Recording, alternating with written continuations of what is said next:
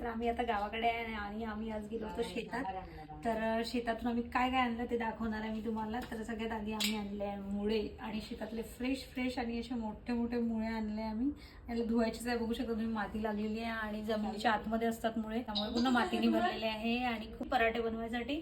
आणि खूप छान इकडे बघा फ्रेश सांबार, छान मस्त फ्रेश हिरवा हिरवा सांबार आणलेला आहे। सोबत कांद्याची पाल, छान मस्तपैकी कांद्याची पाल पण घेऊन आलो।